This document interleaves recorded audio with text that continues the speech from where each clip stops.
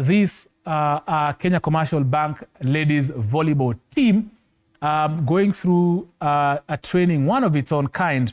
Remember, we've had a lot of cases about gender-based violence, and definitely now teams have to take measures to ensure that our ladies can protect themselves in the interim, or they can defend themselves as they look for options out. So this is one of the initiatives KCB, together with the Kenya Volleyball Federation, were conducting earlier this week, or earlier the other week, of course, this week, to train them. It's one of a kind, very important, has been ignored, so to speak, by several teams.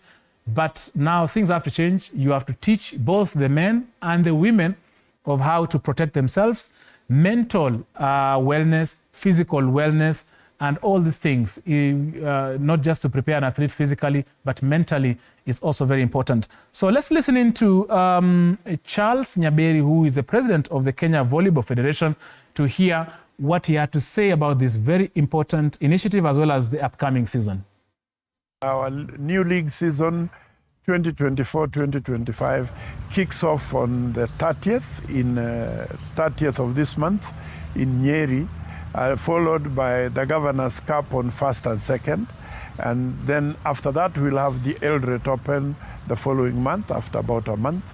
This season is very important because we are going to derive lessons from the Olympics. We have just come out of the Olympics. We have also come out of the FIVB World Challenger Cup. So we are going to take lessons learned and use them in preparing our team for future assignments. Like Los Angeles is now going to be in 3 years' time, but we are going to start now. There's also World Championships next year, and there is zonal championships. There are quite a number of club championships as well, Africa Club Championships, where KCB, Pipeline, and 2 other teams will be attending. So it's a real packed program, and we're going to kick off full throttle right from the word go.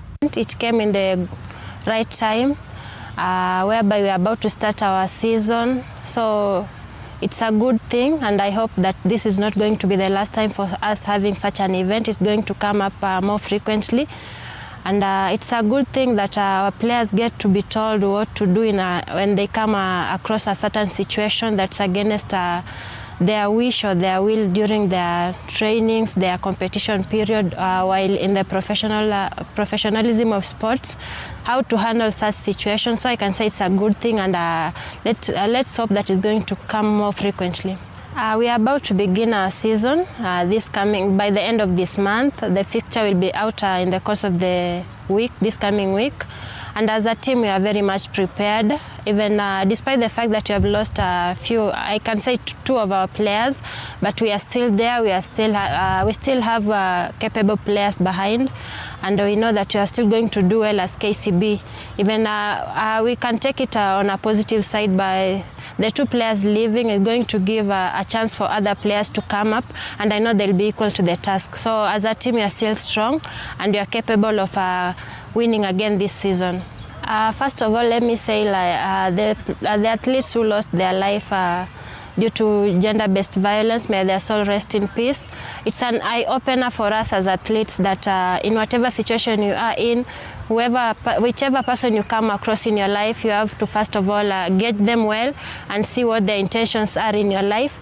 And for this gender-based violence acts in our country, it's a collective responsibility for all of us as Kenyans, as athletes, as our officials, and the government in itself.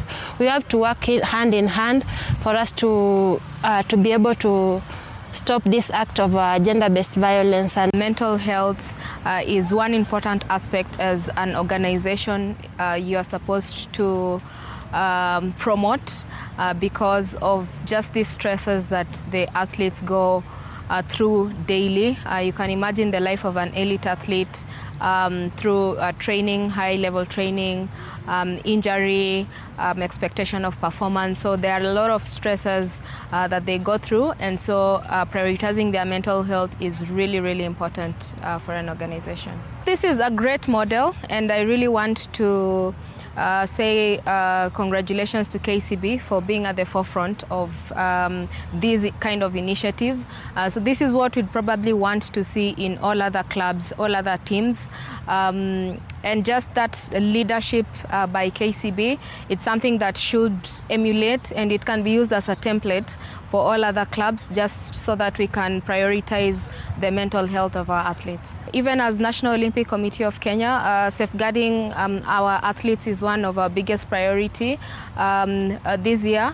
And one of the things that can actually help in sort of sorting out some of these issues is awareness. These are some of the things that athletes really need to know, and that's why we can now help them to recognize when there are instances of abuse, instances of harassment, instances of violence, and how they can protect themselves first. And if they can't protect themselves, then what mechanisms are there so that they can use, they can lean on, so that they can protect themselves better. The Kenya Commercial Bank volleyball team there, Susan Adhiambo, a trainer, mental wellness, trainer from the National Olympic Committee of Kenya. We've had, of course, Edith Wisa, the captain of KCB ladies volleyball team, as well as the president of Kenya Volleyball Federation, Bwana Charles Nyaberi, on this very important initiative, both physical and mental wellness, and of course, self-defense skills for our girls and also for men. We should never forget men. We should never assume that they know how to fight. They can know how to fight from physically, but they need the skills of how to defend themselves in very challenging situations. This is Sports Extravaganza. If you're joining us, my name is Tony Kwalanda. I've been live with you